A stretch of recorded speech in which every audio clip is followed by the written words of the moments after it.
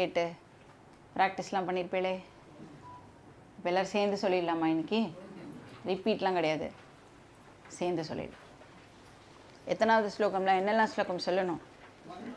1, 5, 8. அப்புறம் சகனாபவத். Very good.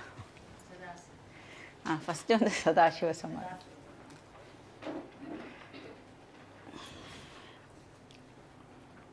Hari ஓம். குருவே சரணம். ஓம் சதாசிவசமாரம்பாம் சங்கராச்சார்யமத்யமாம் அஸ்மதாச்சார்யபர்யந்தாம் வந்தே குருபரம்பராம்.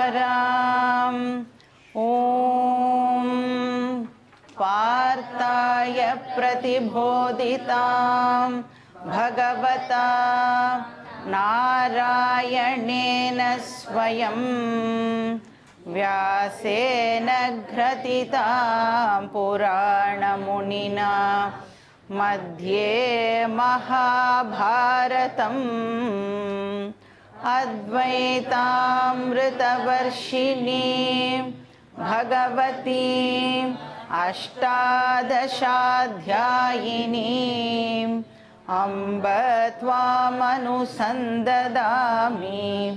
भगवद्गीते भवद्वेषिणी. वसुदेवसुतं देवं कंसचाणूरमर्दनं देवकी परमानन्दं कृष्णं वन्दे जगद्गुरुं. मूकं करोति वाचालं पंगुं लंघयते गिरिं यत्कृपातमहं वन्दे परमानन्दमाधवम्. ॐ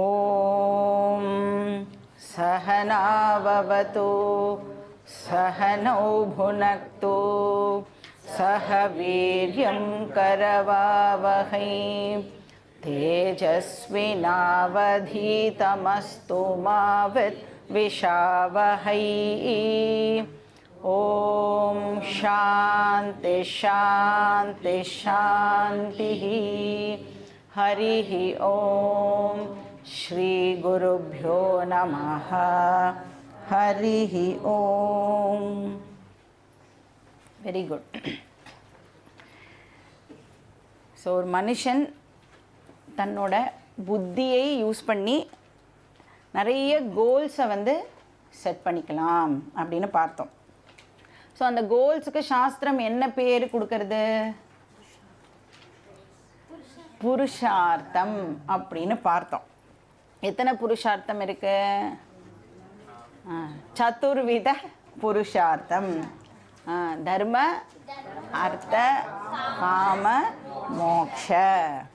இப்போ அர்த்த அப்படின்னா நம்ம வாழறதுக்கு எசென்ஷியலாக தேவைப்படுற விஷயங்கள் அப்படின்னு பார்த்தோம். அதாவது நம்மளோட செக்யூரிட்டி பர்பஸுக்காக நம்ம என்னெல்லாம் சேர்த்து வச்சுக்கிறோமோ அது எல்லாம் வந்து அர்த்தா அப்படின்னு பார்த்தோம். நெக்ஸ்ட்டு காம.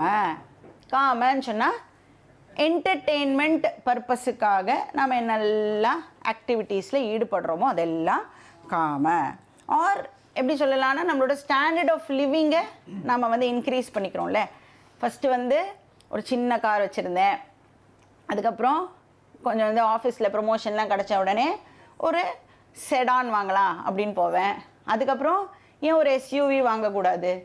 ஸோ இப்படியே நம்மளுடைய ஸ்டாண்டர்ட் ஆஃப் லிவிங்கை வந்து நாம் இன்க்ரீஸ் பண்ணிக்கிறதும் காமஹாக்கு கீழே வரும். அதுக்கப்புறம் என்னது? தர்மஹா. அது வந்து இன்விசிபிள் வெல்த் அப்படின்னு பார்த்தோம். அதிருஷ்ட சம்பத் அப்படின்னு பார்த்தோம். ஸோ நாம் வந்து சாஸ்திரம் சொல்லியிருக்கிறபடி ஒரு அப்ராப்ரியேட் லைஃப்பை வந்து லீடு பண்ணினோம் அப்படின்னு சொன்னால் நம்மளால் வந்து இந்த தர்ம அப்படிங்கிற கோலை அடைய முடியும்.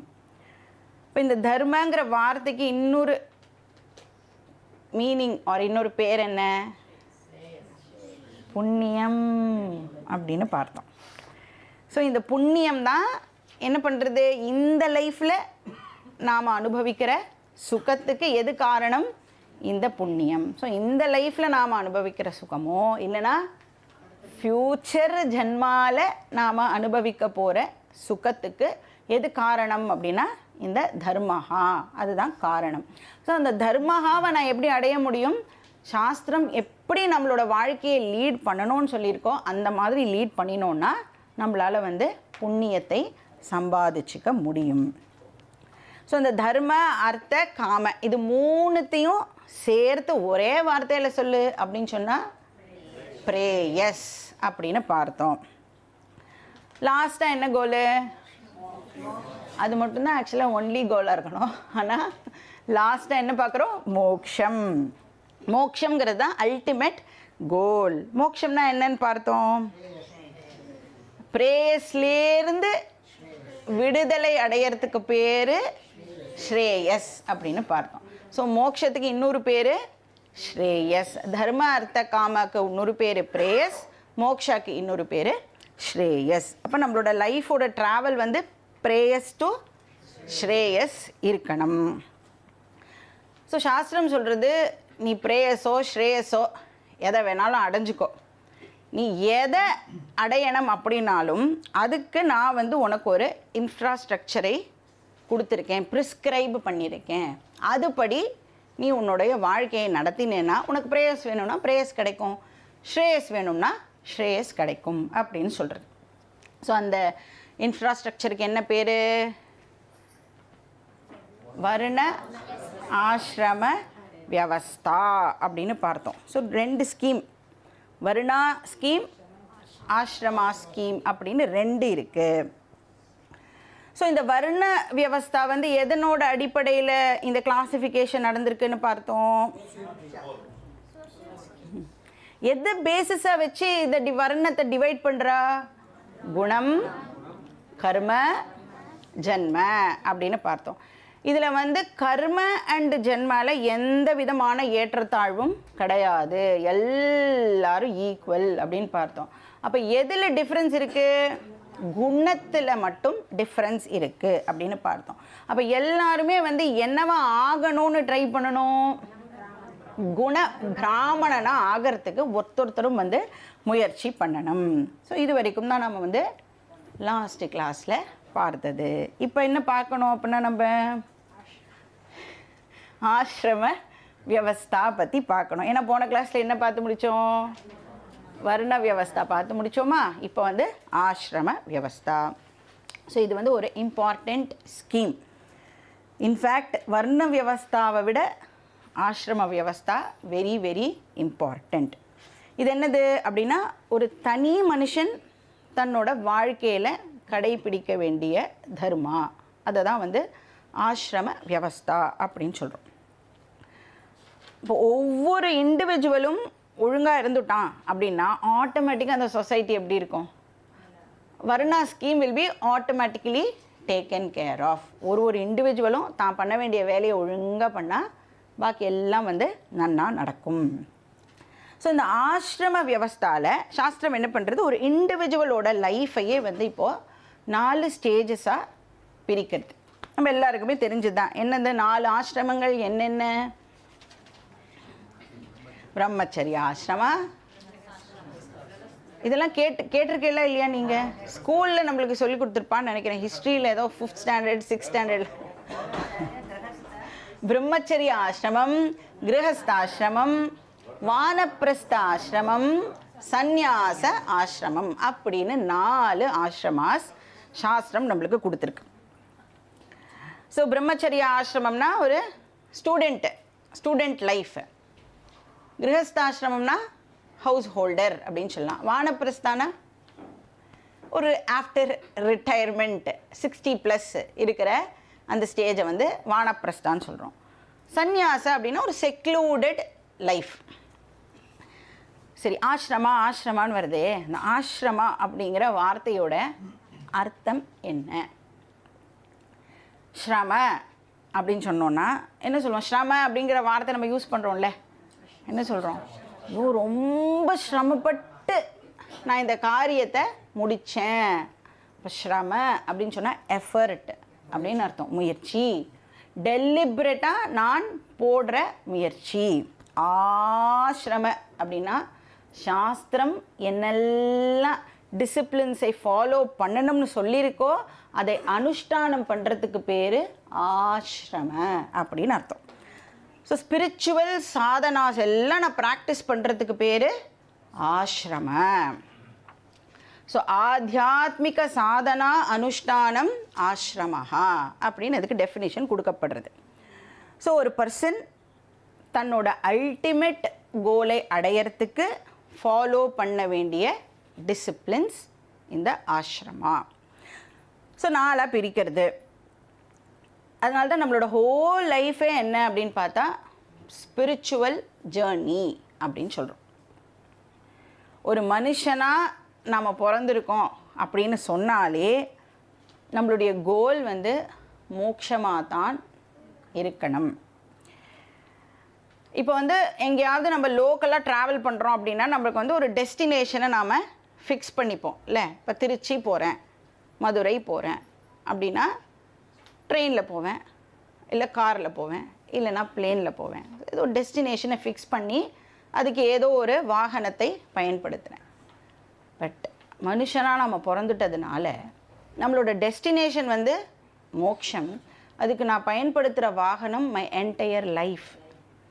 ஸோ என்னோடய என்டையர் லைஃபையே நான் வந்து டெஸ்டினேஷனை அடையிறதுக்கு யூஸ் பண்ணுறதுனால என் லைஃபே வந்து ஸ்பிரிச்சுவல் ஜேர்னி அப்படின்னு சாஸ்திரம் சொல்கிறது. ஸோ ஆன்மீக பயணம் அப்படின்னு சொல்கிறோம்ல. இப்போ நம்ம வந்து அட்வர்டைஸ்மெண்ட்லாம் பார்ப்போம், உங்களை ஆன்மீக பயணத்துக்கு நாங்கள் கூட்டிகிட்டு போகிறோம். அது ஆன்மீக பயணம் இல்லை, அது பில்கிரிமேஜ். ரிலீஜியஸ்க்கும் ஸ்பிரிச்சுவலுக்கும் வித்தியாசம் இருக்குது. ஆன்மீக பயணம்னா இப்போ நம்ம பண்ணிட்டு இருக்கோம்ல, என்ன என்னோடய கோல்னு ஃபஸ்ட்டு தெரிஞ்சுக்கணுன்னு உட்காந்துட்டு இருக்கோம். அதுக்கப்புறம் அந்த கோலை எப்படி அடையணும்னு தெரிஞ்சுக்கிறதுக்கு வெயிட் பண்ணிட்டு இருக்கோம். இதுக்கு பேர் ஸ்பிரிச்சுவல் ஜேர்னி. கோவிலுக்கு போகிறதோ எங்கேயாவது இதுக்கு போகிறதோ வந்து ஸ்பிரிச்சுவல் ஜேர்னி கிடையாது. அதை நல்லா அண்டர்ஸ்டாண்ட் பண்ணிக்கணும். அண்ட் நம்மளுக்கெல்லாம் வந்து ஆசிரமம் அப்படின்னு சொன்னால் ஃபஸ்ட்டு என்ன ஞாபகத்துக்கு வரும்? யாரோ சன்னியாசிகள்லாம் இருப்பாப்பா, அவங்க போனால் ஒரே மனசுக்கு நிம்மதியாக இருக்கும், ஏன்னா குவையட்டு பிளேஸாக இருக்கும் அப்படின்னு நினச்சிட்டு இருக்கோம். இல்லைனா வயசானதுக்கப்புறம் நம்ம போக வேண்டிய இடம் போல் இருக்குது, அப்படியெல்லாம் நம்மளுக்கு ஒரு மனசில் எண்ணம் இருக்கும். ஆனால் ஆசிரமா அப்படிங்கிறது வந்து அந்த லேட்டர் பார்ட் ஆஃப் லைஃப்பில் இருக்கக்கூடிய விஷயம் இல்லை. போஸ்ட் ரிட்டையர்மெண்ட் பிளானு கிடையாது. என்டையர் லைஃபே வந்து ஆசிரமம் தான். ஆனால் இங்கே என்ன டிஃப்ரென்ஸு அப்படின்னா ஒரு ஸ்டேஜ்லேயும் நம்ம என்ன வேலை பண்ணணும் அப்படிங்கிறது மட்டும் டிஃபர் ஆகும். என்ன சாதனாவை ஃபாலோ பண்ணணும் அப்படிங்கிறது மட்டும் ஒரு ஸ்டேஜுக்கும் வந்து வித்தியாசப்படும். ஸோ தர்ம அர்த்த காம இருக்குல்ல, இதை வந்து ஆக்சுவலாக சாஸ்திரம் வந்து ஒரு கோலாகவே கன்சிடரே பண்ணலை. சும்மா இனிஷியலாக சொல்லும், இது மூணும் வந்து கோல் அப்படின்னு லிஸ்ட்டில் சேர்த்துக்கும். அதுக்கப்புறம் நாம் கொஞ்சம் ஒழுங்காக நீங்கள்லாம் வர ஆரம்பிச்சிட்டேன்னு வச்சுக்கோங்க, அது கோல் லிஸ்ட்லேருந்தே நாம் வந்து தூக்கிடுவோம். தர்ம அர்த்த காமெல்லாம் வந்து கோலே இல்லை. த ஓன்லி கோல் இஸ் மோக்ஷம். அப்போது நம்மளுக்கு வந்து உள்ளே வரும் பொழுது அந்த அளவுக்கு வந்து மெச்சூரிட்டிலாம் இருக்காதுல்ல. இப்போது இம்மெச்சோர் மைண்டுக்கு தர்ம அர்த்த காம இதெல்லாம் உனக்கு கிடைக்கும், நான் சொல்கிறதெல்லாம் நீ பண்ணினேன்னா உனக்கு நல்ல கார் கிடைக்கும், நல்ல வீடு கிடைக்கும், உனக்கு பணம் கிடைக்கும், நல்ல வேலை கிடைக்கும், அப்படியெல்லாம் சொல்லி வேதம் வந்து நம்மளை உள்ளே இழுக்கிறது. இப்போ வந்து ஒரு குழந்தை வந்து பலூன் கேட்குறதுன்னு வச்சுக்கோங்க, என்ன பண்ணுவோம்? நம்ம வாங்கி கொடுப்போம். நமக்கு தெரியும் பலூன் வந்து உடஞ்சி போயிடும். 5 நிமிஷம் 10 நிமிஷம் தான் மேக்ஸிமம் அந்த பலூன் வச்சு அந்த குழந்தையால் விளையாட முடியும். ஆனால் அது கேட்குறது அப்படின்றதுக்காக வந்து வாங்கி கொடுக்காமல் இருக்க மாட்டோம், வாங்கி கொடுப்போம். இப்போ பலூன் கேட்போமோ நம்ம? அப்போ மெச்சூரிட்டி நம்மளுக்கு வந்துடுது, அதனால் இப்போ வந்து எனக்கு பலூன் வேணும் அப்படின்னு நாம் அழமாட்டோம். இப்போ சாஸ்திரம் என்ன பண்ணுறது? அந்த மெச்சூரிட்டி இல்லாத போது பலூன் வேணும் அப்படின்னு நீ கேட்குற வரைக்கும் இந்தா பலூன் அப்படின்னு கையில் கொடுக்கறது. அப்புறம் நமக்கே வந்து மெச்சூரிட்டி வந்ததுக்கப்புறம் பலூன் வேண்டாம் அப்படின்னோடனே மரியாதையே இந்த பக்கம் வா அப்படின்னு சொல்லி சாஸ்திரம் நம்மளுக்கு மோட்சம் தான் ஓன்லி கோல் அப்படின்னு சொல்கிறது. ஸோ மெச்சூரிட்டி வர வரைக்கும் இந்த சாதனாலாம் வந்து ஒரு பர்சன் பண்ணிட்டு இருப்பா.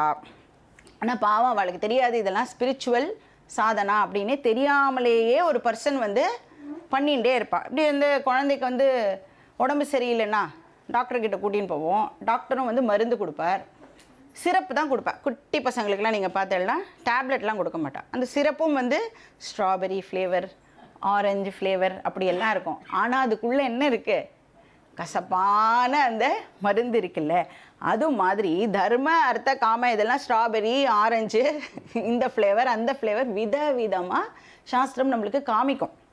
நீ எல்லாத்தையும் பண்ணினேன்னா அல்டிமேட்டாக நீ எங்கே வருவ அப்படின்னா, எனக்கு மோட்சம் வேணும்னு நீயே ஆட்டோமேட்டிக்காக வருவ அப்படின்னு சாஸ்திரம் சொல்கிறது.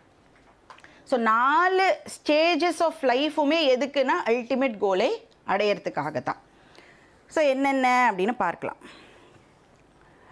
இதை வந்து ஆக்சுவலாக எப்படி கம்பேர் பண்ணலாம் அப்படின்னா, ஒரு பட்டர்ஃப்ளையோட லைஃப் சைக்கிள் நீங்கள் பார்த்துருக்கீங்களா? நம்ம வந்து ஸ்கூல்லலாம் கூட படிச்சிருப்போம். ஒரு பட்டர்ஃப்ளை வந்து முதல்ல வந்து ஒரு முட்டையாக இருக்கும், ஜஸ்ட் இருக்கும், ஒன்றுமே பண்ணாது. அதுக்கப்புறம் கேட்டர்பில்லர் அப்படின்னு சொல்லுவாள், புழு. அது என்ன பண்ணும், சதா சர்வ காலமும் பார்த்தீங்கன்னா எதையாவது சாப்பிட்டுட்டே இருக்கும். அந்த இலையெல்லாம் வந்து ஓவர் நைட் பார்த்தீங்கன்னா ஒரு செடியையே கூட அது வந்து சம்டைம்ஸ் சாப்பிட்டு முடிச்சிடும். அதுக்கப்புறம் என்னாகும், பியூப்பா அப்படின்னு சொல்லுவாள். அப்படியே அது வந்து ஒரு கூட்டுக்குள்ளே போயிட்டு ஒரு இலைக்கு பின்னாடி அப்படியே தொங்கிட்டு இருக்கும். அப்படியே கொஞ்ச நாள் இருக்கும். அப்புறம் முழு பட்டர்ஃப்ளையாக கலர்ஃபுல்லாக அட்ராக்டிவாக எல்லாருக்கும் பார்த்தா பிடிக்கிற மாதிரியான ஒரு பட்டர்ஃப்ளையாக அது அழகாக பறந்து திரிஞ்சுட்டு இருக்கும். இப்படி தான் நம்மளுடைய லைஃப்பும். பிரம்மச்சரிய ஆசிரமம் ஒன்றும் பெருசாக ஒன்றும் நம்மளால் வந்து சாதிக்க முடியாது. கிரகஸ்தாசிரமத்தில் வெரி ஆக்டிவ், காலில் வெந்நீரை கொட்டிண்டு ஓடின்னு இருக்கோம், நிற்கிறதுக்கு நேரம் இல்லை. அப்புறம் வானப்பிரஸ்த ஆசிரமம் தேமேன்னு இருக்கணும்.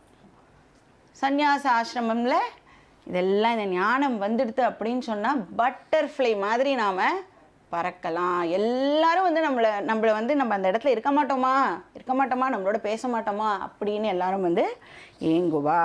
ஸோ இதை வந்து நம்ம ஞாபகம் வச்சுக்கலாம். ஸோ ஃபஸ்ட்டு வந்து பிரம்மச்சரிய ஆசிரமம் அப்படின்னு சொன்னால் ஸ்டூடெண்ட் லைஃப். ஸோ ஸ்டூடெண்ட்டுக்கு என்ன பிரதானமாக இருக்கணும், ஸ்டூடெண்ட் அப்படின்னு சொல்லிட்டாலே என்ன வேலை அவளுக்கு, படிக்கிறது தான் அவளுடைய பிரதானமான வேலை. Committed to education. இப்போ கொஸ்டினே, எஜுகேஷனுடைய பர்பஸ் என்ன? நம்ம எல்லோரும் ஸ்கூலு காலேஜ்லாம் போனோமே, எதுக்காக போனோம்? பணம் சம்பாதிக்கணும், படித்தாதான் வந்து நல்ல வேலை கிடைக்கும், அதுக்காக தான் வந்து ஸ்கூலுக்கு போனேன். ஸோ எந்த பிரான்ச் ஆஃப் சயின்ஸ் நான் படித்தேன்னா எனக்கு மேக்ஸிமம் சம்பளம் கிடைக்கும் அப்படின்னு நம்மளாம் யோசிச்சோம். இப்போ இருக்கிற பசங்கள்லாம் கம்மி வேலை ஜாஸ்தி சம்பளம், மினிமமாக வேலை பார்க்கணும், மேக்ஸிமமாக சம்பாதிக்கணும் அப்படின்னு எதிர்பார்க்குறா இல்லை. இதுதான் வந்து எஜுகேஷன் நம்மளுக்கு சொல்லிக் கொடுக்குற விஷயமா இருக்குது. அதாவது இந்த ப்ரொஃபஷ்னல் ஸ்கில்ஸை வளர்த்துக்கிறதுக்கு நாம் வந்து எஜுகேஷனை அண்டர்கோ பண்ணுறோம். அண்ட் அஃப்கோர்ஸ் பேசிக் லிவிங்க்கு நம்மளுக்கு பணமும் தேவை. பணம் இல்லைன்னா ஒரு பையன் நம்மளை வந்து மதிக்க மாட்டான். அதனால் பணமும் நம்மளுக்கு தேவை. ஸோ எய்தர் நாம் வந்து ஒரு கர்ம பிராமணாவாக இருக்கணும், இல்லைனா கர்ம க்ஷத்ரியாவாக இருக்கணும், கர்ம வைஷ்யாவாக இருக்கணும், இல்லை கர்ம சூத்ராவாக இருந்து தான் ஆகணும். You don't have a choice. எந்த ப்ரொஃபஷனை எடுத்துக்கிறோமோ அது வந்து நாட் அ ப்ராப்ளம். அதுக்கு தேவையான ஸ்கில் வந்து டெஃபினட்டாக நாம் டெவலப் பண்ணிகிட்டே ஆகணும். அதை வந்து சாஸ்திரமும் வந்து அக்செப்ட் பண்ணுறது. ஆனால் சாஸ்திரம் சொல்கிறது இது வந்து ஒரு ஆஸ்பெக்ட் ஆஃப் எஜுகேஷன் தான். ஆக்சுவலி இது வந்து செகண்டரி ஆஸ்பெக்ட் அப்படின்னு சொல்கிறது. அன்ஃபார்ச்சுனேட்லி இது ப்ரைமரியாக ஆகிடுது இப்போ நம்மளுக்கு. பிகாஸ் ஆஃப் மெக்காலே எஜுகேஷன் அது வந்து ப்ரைமரின்னு நாம் எல்லாம் தப்பாக நினச்சிட்டோம். ஸோ சாஸ்திரப்படி எஜுகேஷனுடைய ப்ரைமரி பர்பஸ் என்ன பண்ணணும் ஒருத்தரைனா, ஒரு பர்சனை அது ரிஃபைன் பண்ணணும். அவனை வந்து சம்ஸ்கிருதி புருஷனாக அவனை ஆக்கணும். ஒரு மனுஷனுடைய கேரக்டர் வந்து எஜுகேஷன் மூலமாக பில்ட் ஆகணும், ரிஃபைன் ஆகணும். டிரான்ஸ்ஃபர்மேஷன் வந்து அந்த மனுஷனுக்கு நடக்கணும். இப்போ நான் வந்து எந்த மாதிரியான குவாலிட்டிஸோடு இருந்தேன் அப்படின்னு சொன்னால் சொசைட்டியில் வந்து என்னால் ஹார்மோனியஸாக வாழ முடியும். அந்த கேரக்டரை எல்லாம் பில்டு பண்ணுறதுக்கு என்னுடைய எஜுகேஷன் எனக்கு ஹெல்ப் பண்ணணும். ஏன்னா கேரக்டரே இல்லாத ஒரு அன்ரிஃபைன்டு பர்சன் இந்த சொசைட்டியில் வாழறதுக்கு முயற்சி பண்ணும் பொழுது தான் எல்லா விதமான ப்ராப்ளம்ஸும் நம்மளுக்கு ஏற்படுறது. ஸோ சின்மயானந்த சுவாமிஜி பியூட்டிஃபுல்லாக சொல்வார், ஒரு அனிமல் மேனாக எஜுகேஷனால் ஆகணும். அதாவது நாம் படிக்கிற இந்த ஸ்கூல் காலேஜ் எஜுகேஷன், அதுக்கப்புறம் அவன் என்னவா ஆகணும், காட் மேனாக அவன் ஆகணும். ஸோ மேன் வந்து காட் மேனாக ஆகணும். அதாவது மனிதன் என்பவன் தெய்வமாகலாம். இப்போ வந்து ஒரு மெட்டலை வந்து பூமியிலேருந்து எடுக்கிறான்னு வச்சுக்கோங்களேன், எப்படி இருக்கும் அது, எவ்வளோ இம்ப்யூரிட்டிஸோடு அந்த மெட்டல் இருக்கும். அதுக்கப்புறம் அதை ப்யூரிஃபிகேஷன் ப்ராசஸ் எல்லாம் பண்ணி அதை எக்ஸ்ட்ராக்ட் பண்ணுவாள்ல. அப்போ it has to undergo purification process. அந்த ப்யூரிஃபிகேஷன் ப்ராசஸ் தான் எஜுகேஷன் நம்மளுக்கு பண்ணணும். அது மாதிரி நம்ம எல்லாருக்கும் கூட 2 பர்த் இருக்குது அப்படின்னு சாஸ்திரம் சொல்கிறது. ஒன்று வந்து அம்மா கிட்டேருந்து வருது. அம்மா கிட்டேருந்து வரும்போது எப்படி இருப்போம்னா அன்ரிஃபைண்டாக இருப்போம். பிராகிருதி புருஷா அப்படின்னு பேர். எதுவுமே தெரியாது, கல்ச்சர்னால் என்னன்னு தெரியாது, எதுவுமே நம்மளுக்கு தெரியாது. அப்படியே நம்மளை வந்து சொசைட்டியில் வந்து ஸ்கூலுக்கு அனுப்பாமல் சொசைட்டியில் நம்மளை வந்து பழக விட்டா என்ன ஆகும், எதுக்கு எல்லாரும் பிடிக்கிறதோ பிடிக்கலையோ எதுக்கு ஸ்கூலுக்கு அனுப்புகிறா, எப்படி நடந்துக்கணும், 4 பேரோட எப்படி பழகணும், இன்னொருத்தரை ஹர்ட் பண்ணாமல் எப்படி இருக்கிறது, இந்த மாதிரி விஷயங்களெல்லாம் ஸ்கூல் போகிறதுனாலையும் நம்ம வந்து தெரிஞ்சுக்கிறோம் இல்லை. ஸோ எஜுகேஷன் சிஸ்டமை அந்த ஃபஸ்ட்டு ரிஃபைன்மெண்ட்டுக்காக நாம் வந்து கோ த்ரூ பண்ணுறோம். ஸோ த்விஜா அப்படின்னு சொல்லுவாள். 2வது பிறப்பு வந்து இந்த எஜுகேஷன் தான் நம்மளுக்கு கொடுக்கறது. இந்த கன்வர்ஷன் ப்ராசஸ் வந்து நடக்கணும். பட் அன்ஃபார்ச்சுனேட்லி நம்மளுடைய ஸ்கூல் சிஸ்டம் இதை நம்மளுக்கு ப்ரொவைட் பண்ணலை. ஸோ 2 விதமான பேரண்ட்ஸ் இருக்கா நம்மளுக்கு. ஒன்று வந்து நம்மளுடைய ஓன் அப்பா அம்மா, அவள் தான் ஃபஸ்ட்டு. 2வது யார், குரு தான் நம்மளுக்கு 2வது அப்பா அம்மா. ஏன்னா அவள் தான் நம்மளை என்ன பண்ண போகிறா, ரிஃபைன் பண்ண போகிறா, ப்யூரிஃபை பண்ண போகிறா. அப்போ எஜுகேஷனில் சாஸ்திர படிப்பும் வந்து இப்போது இன்க்ளூட் ஆகணும். அதனால தான் வந்து பிரம்மச்சரிய ஆசிரமம் அப்படின்னே அதை சொல்கிறோம். பிரம்ம அப்படின்னு சொன்னால் வேத அப்படின்னு அர்த்தம், வேதம்னு அர்த்தம் பிரம்மங்கிற வார்த்தைக்கு. சாரி அப்படின்னு சொன்னால் யார் ஒருத்தர் அதை சார்ந்து இருக்காளோ, அதை அனுஷ்டித்து நடந்துக்கிறாளோ. ஸோ பிரம்மணி வேதே சரதி, யார் வந்து வேதத்தோட டீச்சிங்கை அண்டர்கோ பண்ணுறாளோ அவளை பிரம்மச்சாரி அப்படின்னு சொல்கிறோம். ஸோ என்ன விதமான டீச்சிங்கை வேதம் நம்மளுக்கு கொடுக்கறது, ஸோ நம்மளோட பர்சனாலிட்டியை ரிஃபைன் பண்ணுறதுக்கு வேதம் என்ன விதமான டீச்சிங்கை கொடுக்கறது. ஸோ 3 விஷயம் வந்து வெரி இம்பார்ட்டண்ட். ஃபஸ்ட்டு வந்து எதுக்காக நான் இதை பண்ணுறேன் அப்படிங்கிறது எனக்கு சொல்லிக் கொடுக்கணும். நான் எதுக்கு படிக்கிறேன் அப்படிங்கிற கோலை வந்து எனக்கு எஜுகேஷன் வந்து ஃபஸ்ட்டு ஃபிக்ஸ் பண்ணணும். இப்போ வந்து ஒரு ஃபுட்பால் மேட்ச் நடக்கிறதுன்னு வச்சுக்கோங்க. அதில் வந்து ஃபுட்பால் மேட்ச்சில் ஒரு டீமில் எவ்வளோ பேர் இருப்பா, 11 பேர் இருப்பா. ஸோ அந்த 11 பேரும் வந்து என்ன ட்ரை பண்ணுவான்னா, அந்த பாலை வந்து அவளுக்குள்ளேயே அவளோட டீம் மெம்பர்ஸ்குள்ளேயே வச்சுக்கணும் அப்படின்னு ட்ரை பண்ணுவான். ஏன்னா ஆப்போனண்ட் கிட்ட அது போயிடக்கூடாது அப்படின்னு ட்ரை பண்ணுவான். சரி, அந்த 11 பேரும் அவாக்கிட்டேயே அந்த பாலை வச்சு ட்ரிபிள் பண்ணிகிட்டே இருப்பாளே, எதுக்காக பண்ணுறா, கோல் போடுறதுக்காக பண்ணுறா. இப்போ வந்து யாருமே கோல் போடலை 2 டீமும். எந்த டீம் கிட்ட அதிக நேரம் வந்து பால் இருந்ததோ நீங்கள் தான் வின்னர் நீ சொல்லுவாளா? எதுக்கு நிறைய நேரம் எதுக்கு அவன் வச்சுக்கிறான், ஏதாவது ஒரு ஆப்பர்ச்சுனிட்டி கிடச்சிதுன்னா கோல் போடுறதுக்காக வச்சுக்கிறான் இல்லையா? அந்த மாதிரி நம்மளுக்கு ஃபஸ்ட்டு நான் எதுக்கு இதெல்லாம் பண்ணுறேன், இவ்வளோ காலம் நான் வந்து எஜுகேஷனுக்காக ஸ்பெண்ட் பண்ணுறேனே எதுக்காக பண்ணுறேன் அப்படின்னு ஃபஸ்ட்டு தெரியணும். கோல் ஃபஸ்ட்டு போடணும். ஸோ அந்த பர்பஸை நம்மளுக்கு எஜுகேஷன் வந்து சொல்லி கொடுக்கணும். ஸோ நான் வந்து அனிமல் மேன்லேருந்து மேன் ஆகி காட் மேன் ஆகணும், இதுதான் வந்து பர்பஸ் அப்படின்னு எஜுகேஷன் நம்மளுக்கு சொல்லி கொடுக்கணும்.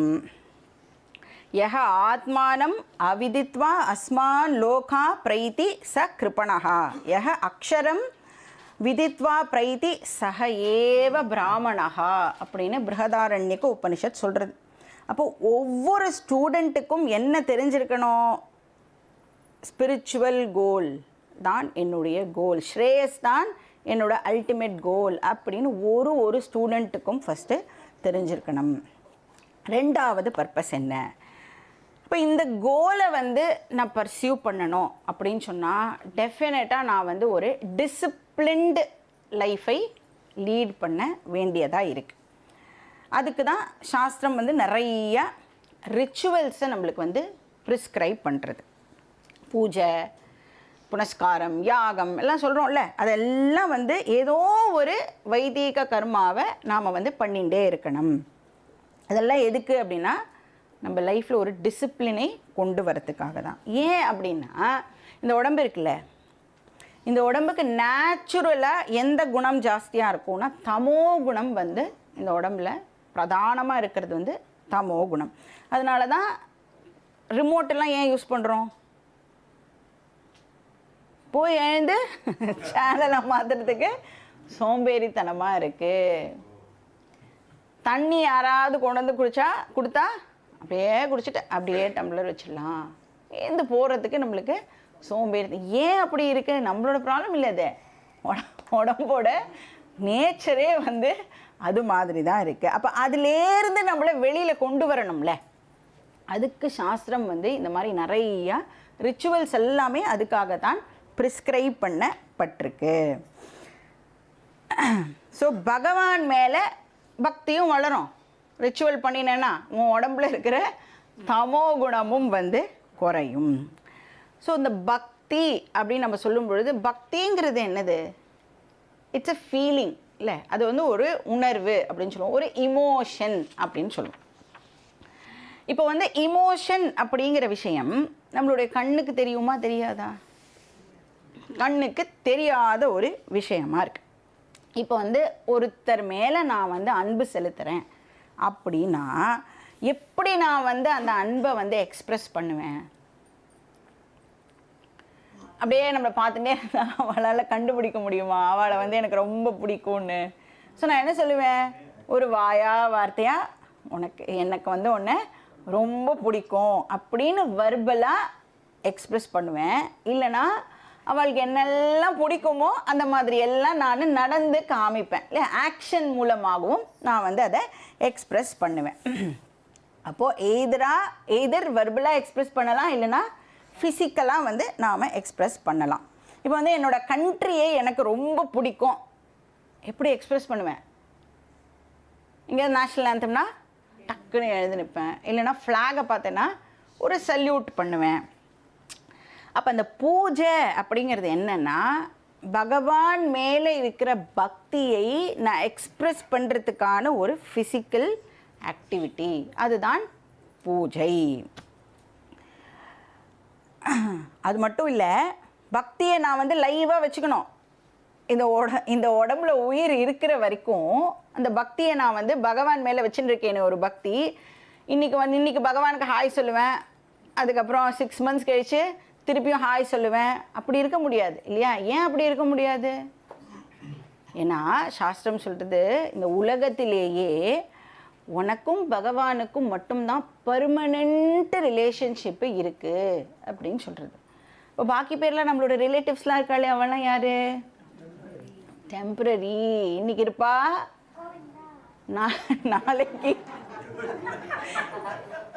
நாளைக்கு இல்லாமல் போகலாம், இல்லை அவ இருப்பா, நாம இல்லாமல் போகலாம். அதனால் பகவான் மேலே நாம் வச்சுருக்கிற இந்த பக்தி இருக்குல்ல, அதை வந்து எப்பயுமே லைவ் கனெக்ஷன் எப்பயும் இருந்துகிட்டே இருக்கணும். அதுக்கு இந்த பூஜை அண்ட் அதர் ரிச்சுவல்ஸ்லாம் வந்து நம்மளுக்கு ஹெல்ப் பண்ணுறது. ஸோ பாக்கி எல்லா ரிலேஷன்ஷிப்பும் வந்து டெம்பரரி. ஸோ பகவானை வர்ஷிப் பண்ணணும். அதுக்கு அதுக்கு நம்மளுக்கு அவ்வளோ விஷயங்கள் கொடுக்கப்பட்டிருக்கு. ஸ்தோத்திரம், அந்த ஸ்லோகம் சொல்கிறதா இருக்கட்டும், பூஜை பண்ணுறதா இருக்கட்டும். அப்போ இந்த ஸ்தோத்திரங்கிறது வெர்பலாக எக்ஸ்ப்ரெஸ் பண்ணுறது, பூஜாங்கிறது ஃபிசிக்கலாக வந்து ஃபிசிக்கல் ஃபார்மில் அதை எக்ஸ்ப்ரெஸ் பண்ணுறது. அப்போ எஜுகேஷன் எனக்கு என்ன டீச் பண்ணணும்? ஃபஸ்ட்டு என்ன டீச் பண்ணணும்? என் கோல் என்ன அப்படின்னு டீச் பண்ணணும். ரெண்டாவது, பகவானை வர்ஷிப் பண்ணுறது இஸ் வெரி வெரி இம்பார்ட்டண்ட் அப்படின்னு எஜுகேஷன் எனக்கு சொல்லி கொடுக்கணும். ஃபைனலாக என்ன சொல்லி கொடுக்கணும்?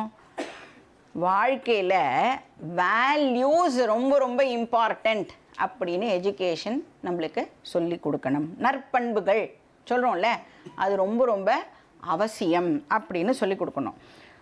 ஸோ வாழ்க்கைனா இப்படி தான் வாழணும் அப்படின்னு சில பிரின்சிபல்ஸோட டெஃபினட்டாக வாழறதுக்கு எஜுகேஷன் நம்மளுக்கு சொல்லி கொடுக்கணும்.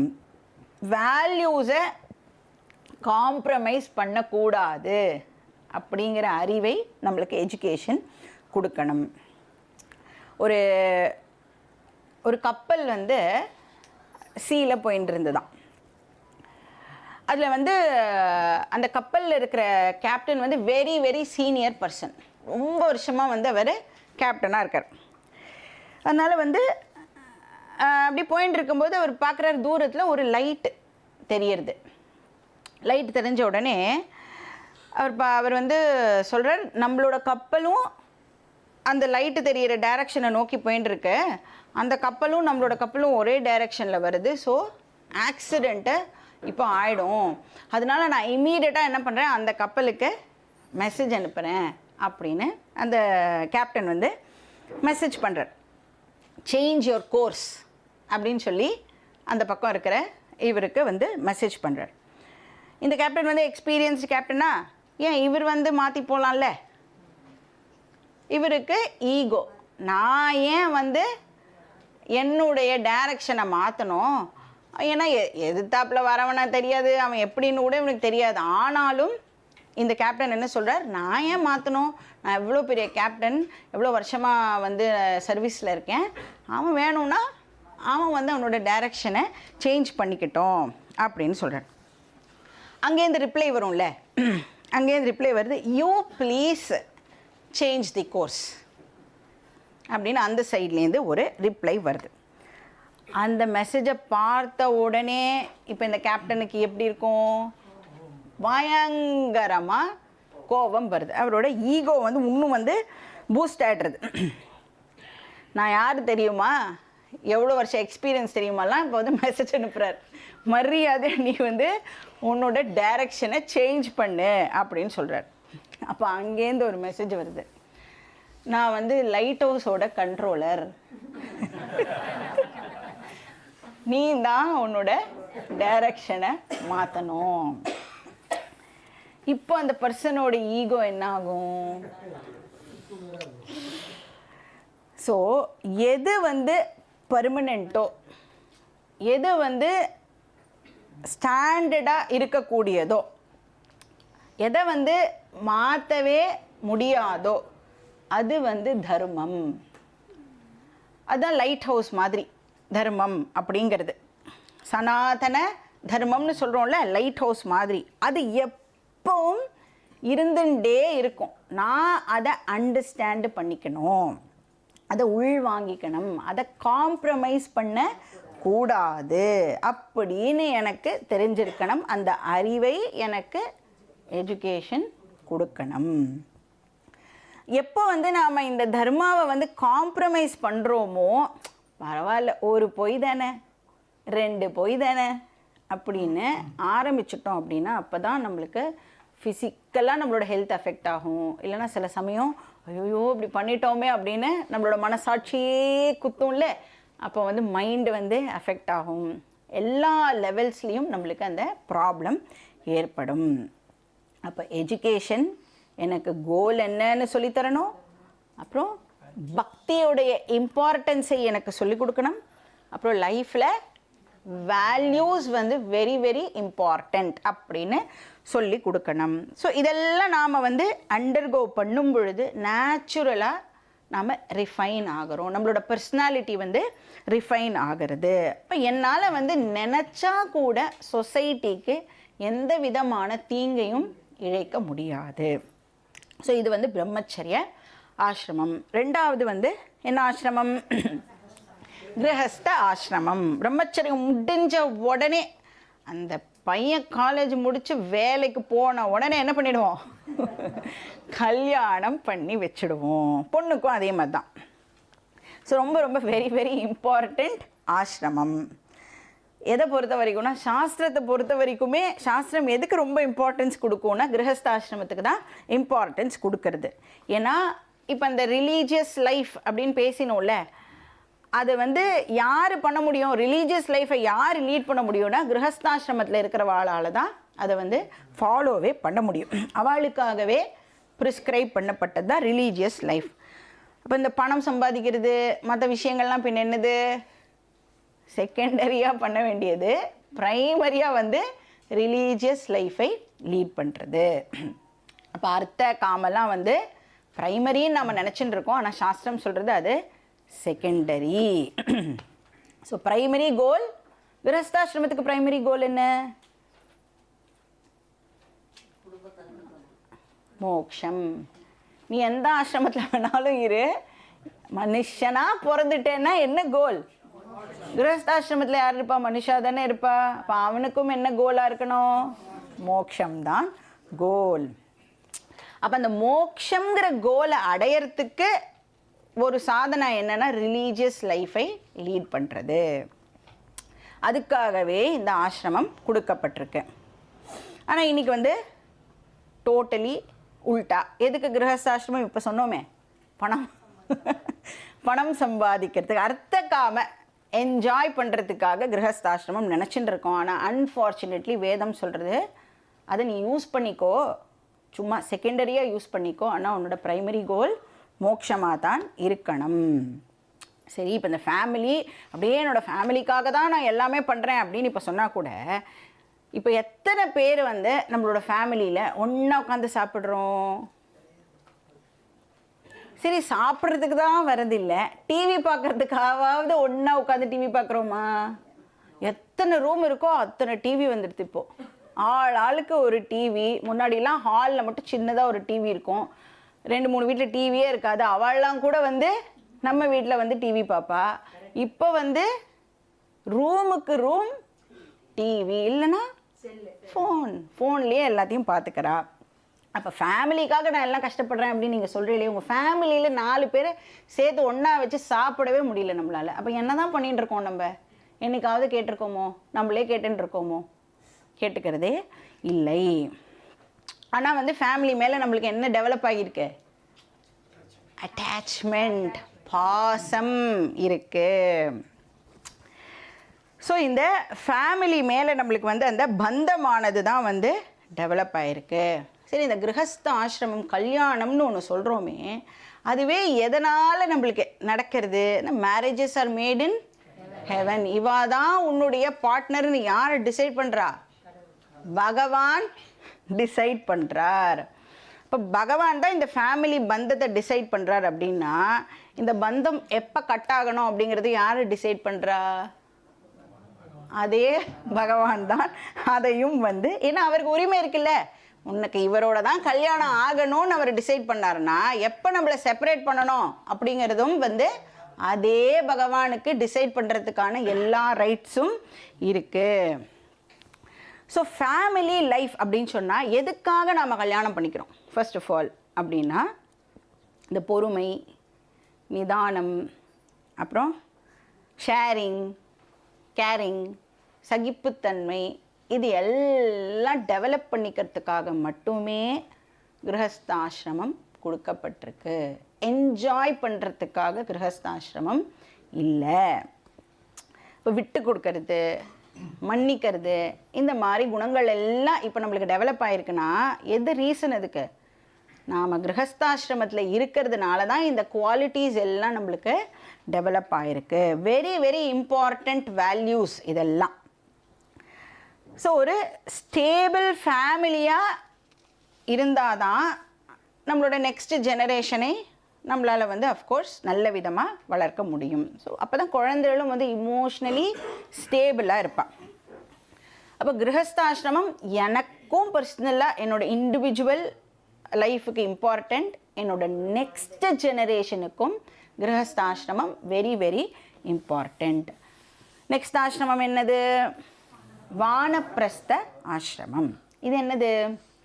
இது வந்து சந்நியாச ஆசிரமத்துக்கு ஒரு ப்ரொபேஷன் பீரியட் அப்படின்னு சொல்லலாம். இப்போ நம்ம வந்து ஆஃபீஸ்லாம் போனோன்னா நம்மளை ப்ரொபேஷன் ஃபார் 6 months பெர்மனெண்ட் பண்ணுறதுக்கு முன்னாடி அப்படின்னு ஒரு ஸ்டேஜ் கொடுப்பால. அப்போ என்ன பண்ணுவோம், அங்கே வந்து ப்ராக்டிஸ் பண்ணுவோம். என்ன வேலையோ எனக்கு சின்ன சின்னதாக கொடுத்து நம்மளை வந்து ஒழுங்காக ஃபிட் ஆகுறோமா அப்படின்னு செக் பண்ணுவோம் இல்லையா? அந்த மாதிரியான ஒரு ஸ்டேஜ் தான் இந்த வானப்பிரஸ்த ஆசிரமம். ஸோ கிராஜுவலாக நாம் வந்து கிரகஸ்தாசிரமத்தில் என்னெல்லாம் வேலை பண்ணிட்டு இருந்தோமோ அதுலேருந்து வித்ட்ரா பண்ணிக்கிறதுக்கு நமக்கு தெரியணும்.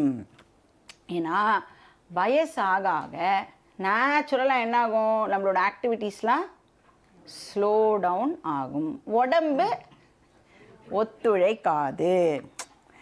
அப்போ என்ன பண்ண ஆரம்பிக்கிறோம், முன்னாடியெல்லாம் நான் எப்படி பண்ணுவேன் தெரியுமா, எத்தனை பேருக்கு என்னால் சமைக்க முடியும் தெரியுமா, 50 பேருக்கு சமைப்பேன், 60 பேருக்கு சமைப்பேன். ஆனால் இன்றைக்கி 5 பேருக்கு பண்ணுறதே வந்து கஷ்டமாக இருக்குது அப்படின்னு மைண்டுக்குள்ளேயே வந்து புலம்ப ஆரம்பிக்கிறோம்.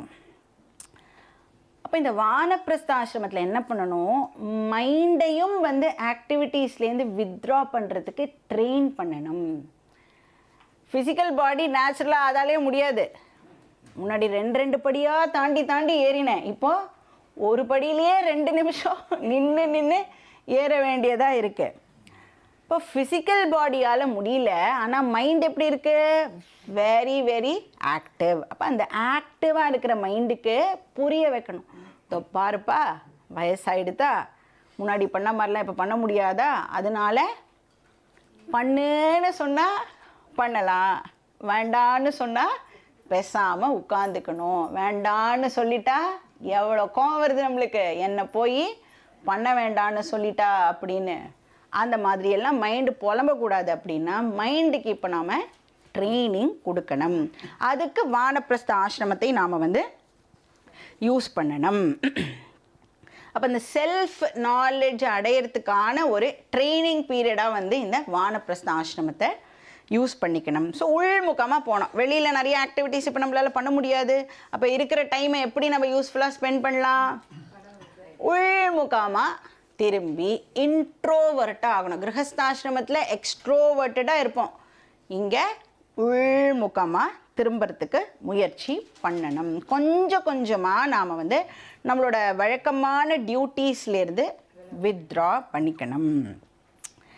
என்னது ஆவி போனாலும் சாவியே தரமாட்டேன் சொல்லக்கூடாது. வானப்பிரஸ்த ஆசிரமத்தில் ப்ராக்டிஸ் பண்ணணும். சாவியை ஒரு நாள் கொடுத்துட்டு எப்படி இருக்குது அப்படின்னு வெயிட் பண்ணி பார்க்கணும். முடியலைன்னா திருப்பி வாங்கிட்டுடலாம், திருப்பி கொடுத்து பார்க்கணும். இப்போ கொஞ்சம் ஒரு நாளைக்கு ஓகேவாக இருக்கும். இப்படி விட்டு கொடுத்து மொத்தமாக சாவியை ஹேண்ட் ஓவர் பண்ணுறதுக்கு ப்ராக்டிஸ் பண்ணிக்கணும். ஸோ வனே பிரகர்ஷனே திஷ்டதி வானப்பிரஸ்தா. அப்போ அந்த காலத்துலலாம் வந்து பார்த்தீங்கன்னா வனத்துக்கு போயிடுவாள்.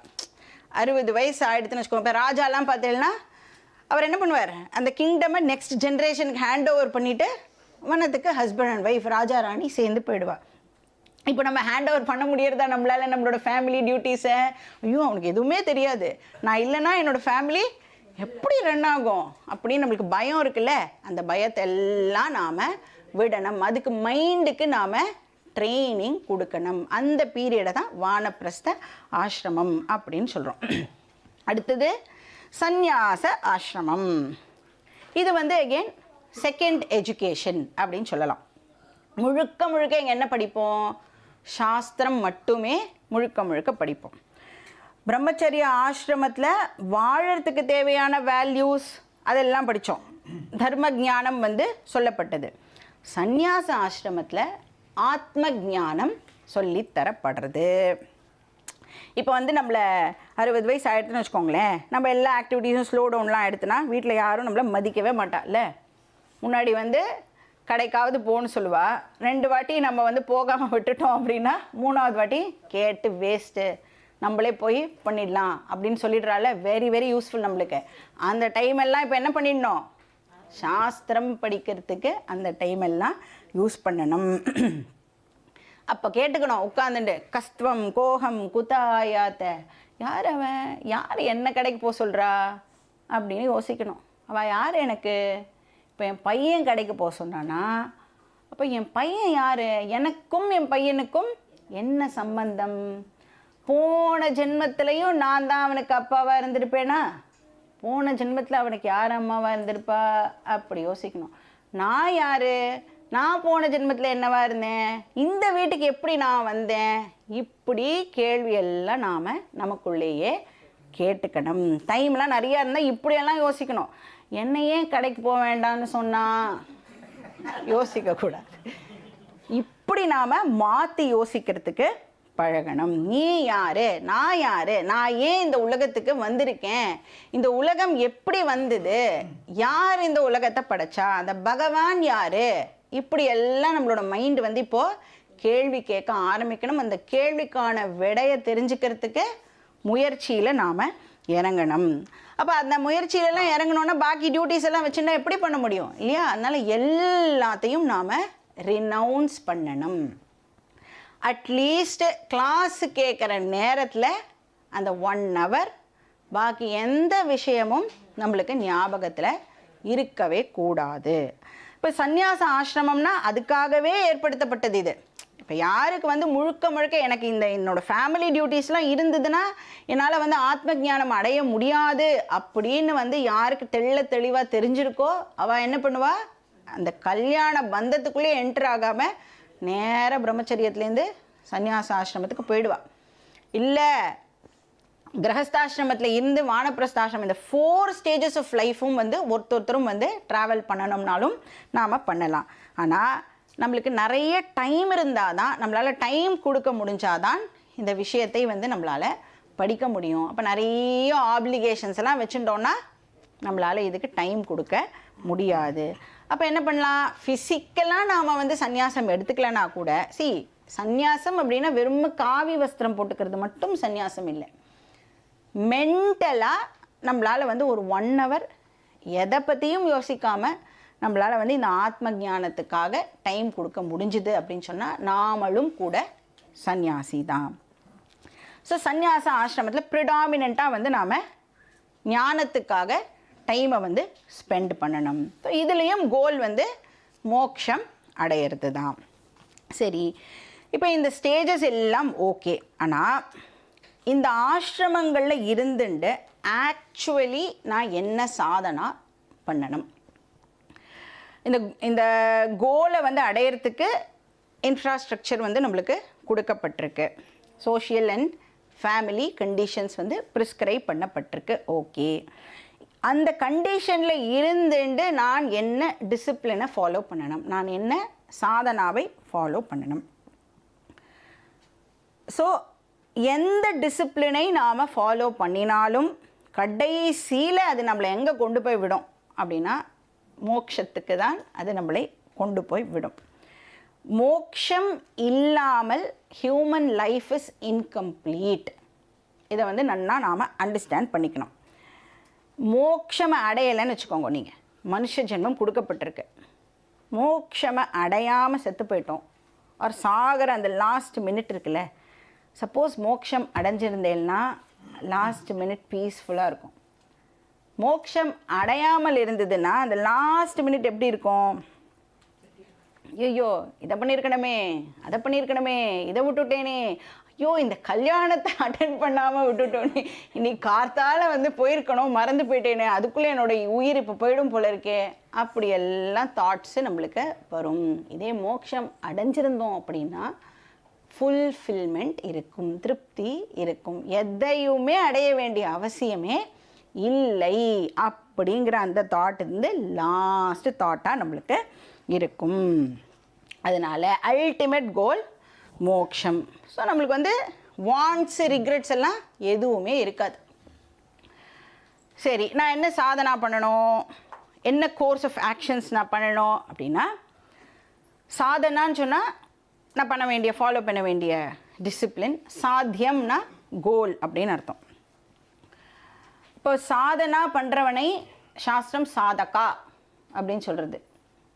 பாட்டெல்லாம் ப்ராக்டிஸ் பண்ண சொல்லுவாள்ல, சாதகம் பண்ணு சாதகம் பண்ணுன்னு. அந்த மாதிரி சாதகா அப்படின்னு சொன்னோன்னா யார் வந்து சாதனாவை ப்ராக்டிஸ் பண்ணுறாளோ அவள் சாதகா. அப்போ ஒரு சாதகா சாதனாவை ப்ராக்டிஸ் பண்ணி சாத்தியத்தை அடையணும். சாத்தியத்தை அடைஞ்சால் அவள் என்னவா ஆகிறான்னா சித்த புருஷாவா ஆகிறா. ஸோ சாதகா டு சித்தஹா, இதுதான் வந்து நம்மளோட லைஃபோட ஜேர்னியாக இருக்கணும். இப்போ இந்த சாதனாஸை வந்து சாஸ்திரம் அகெயின் 3 ஸ்டேஜஸாக பிரிக்கிறது, 3 கிளாஸிஃபை பண்ணுறது. அப்போ ஒவ்வொரு ஸ்டேஜையும் வந்து யோக அப்படின்னு சொல்கிறது. யோக அப்படிங்கிற வார்த்தைக்கு வந்து என்ன அர்த்தம்னா டு கனெக்ட், டு ஜாயின் அப்படின்னு அர்த்தம். லிங்க் பண்ணுறது அப்படின்னு அர்த்தம். சாதகாவையும் சாத்தியத்தையும் லிங்க் பண்ணுறதுனால இதை யோகா அப்படின்னு சொல்கிறோம். என்ன வந்து 3 லெவல் ஆஃப் சாதனாஸ்? ஃபஸ்ட்டு வந்து கர்ம யோக அப்படின்னு சொல்கிறோம். 2வது வந்து உபாசன யோகா. 3வது ஞான யோகா. இதுதான் 3 லெவல்ஸ் ஆஃப் சாதனாஸ். வந்து 3 படிக்கட்டு மாதிரி நாம் வந்து ஞாபகம் வச்சுக்கலாம். கர்மயோகம், உபாசனா யோகம், ஞான யோகம். இந்த 3 படிக்கட்டை ஏறினா நான் எங்கே லேண்ட் பண்ணுவேன்? மோக்ஷம்தான் என்னோட லேண்டிங்காக இருக்கும். இல்லை நான் ரொம்ப ஹைட்டு, ரொம்ப டாலு, நான் இங்கே ஒரு கால் வைப்பேன், அங்கே மோட்சத்தில் டைரெக்டாக லேண்டு பண்ணுவேன் அப்படின்னா நடக்கவே நடக்காது. ஏன்னா இந்த படிக்கட்டோட ஹைட் இருக்குல்ல, ஒருத்தருக்கும் வித்தியாசமாக இருக்கும், எல்லாருக்கும் ஒரே ஹைட் இருக்காது. இப்போ கர்மயோகம் படிக்கட்டில் நிற்கணும், உபாசன யோகம் படிக்கட்டில் நிற்கணும், ஞான யோகம் படிக்கட்டில் ரொம்ப நாள் நிற்கணும்.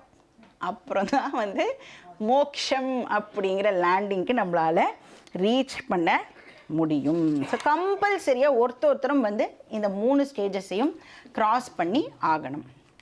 கர்ம யோகம் அப்படின்னா என்ன? 2 வார்த்தை இருக்குது. கர்ம யோகம் 2 வார்த்தை இருக்குது.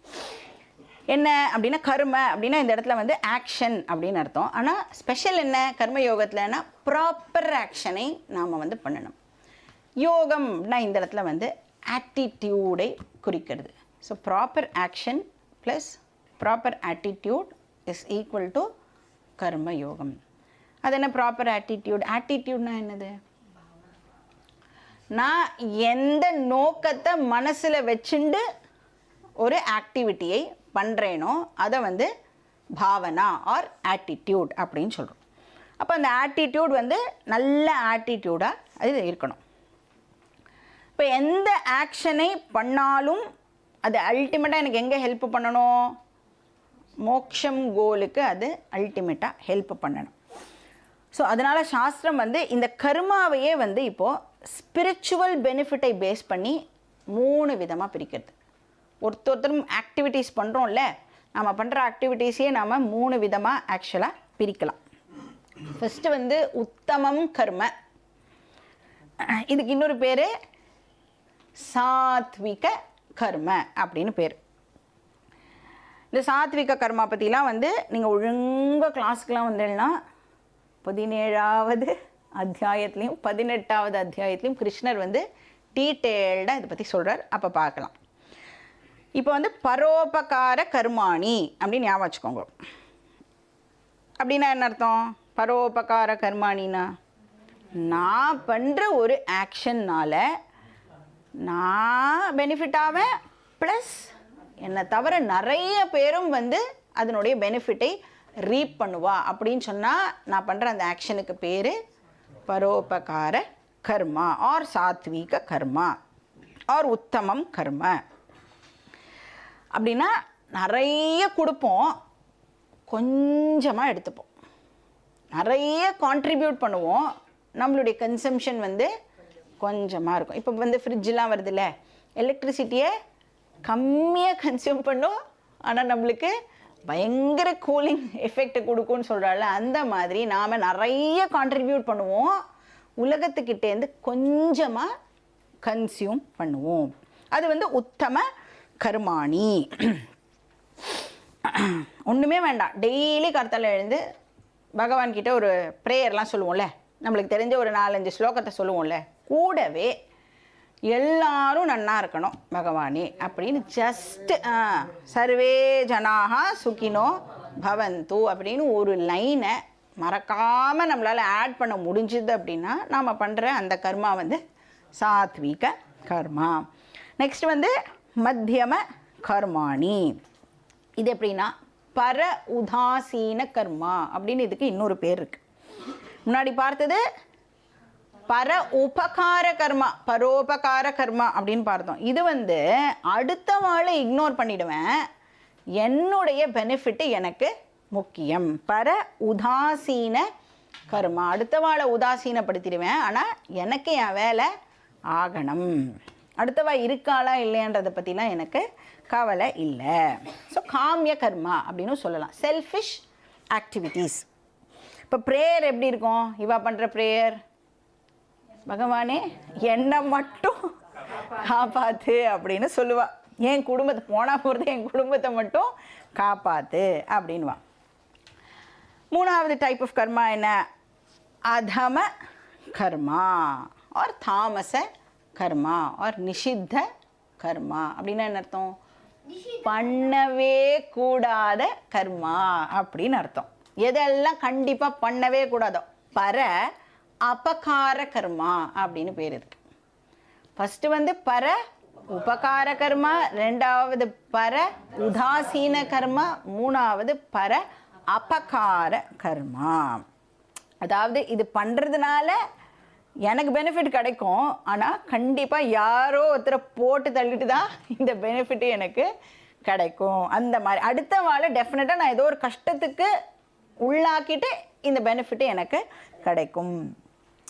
இப்போ ஃபஸ்ட்டு டைப் ஆஃப் கர்மா பண்ணுறேன் அப்படின்னு சொன்னால் ஈஸியாக என்னால் அந்த 3 ஸ்டெப்பையும் ஏறிட முடியும்.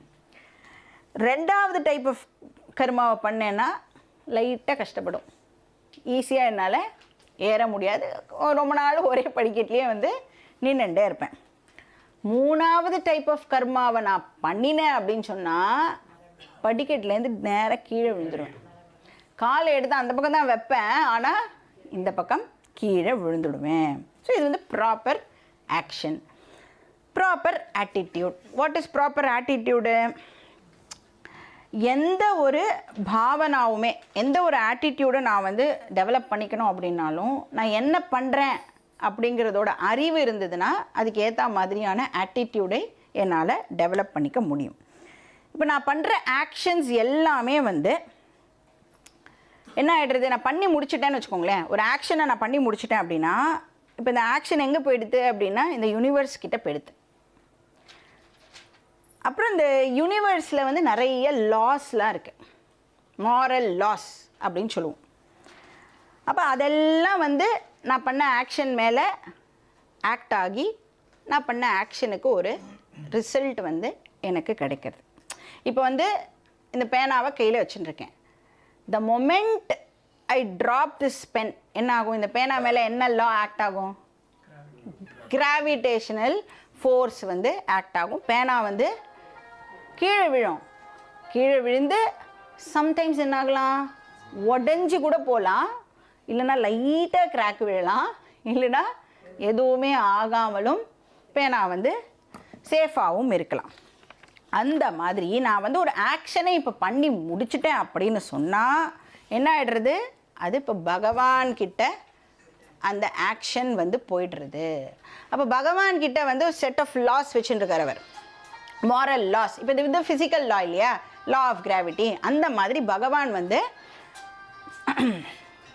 மாரல் லாஸை வந்து தன் கையில் வச்சுட்டுருக்கார். அப்போ அவர் என்ன பண்ணுவார்? அதுதான் வந்து ப்ராசஸிங் டூல் அவருக்கு.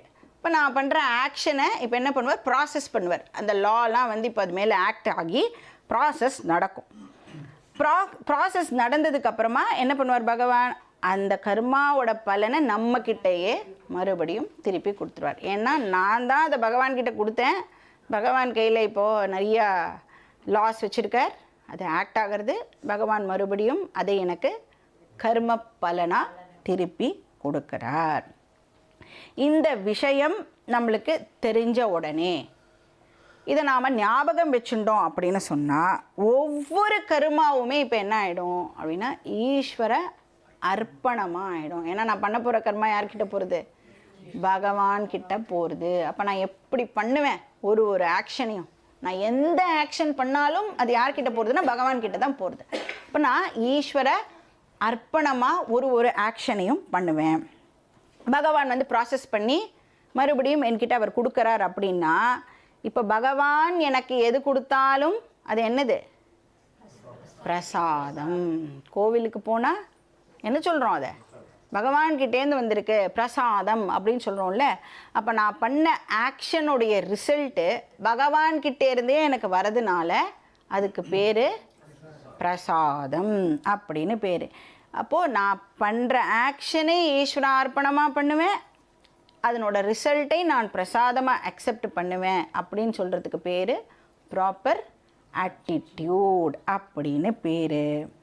ஸோ இப்போ வந்து நாம் கர்ம யோகம் வரைக்கும் பார்த்து முடிச்சிருக்கோம்.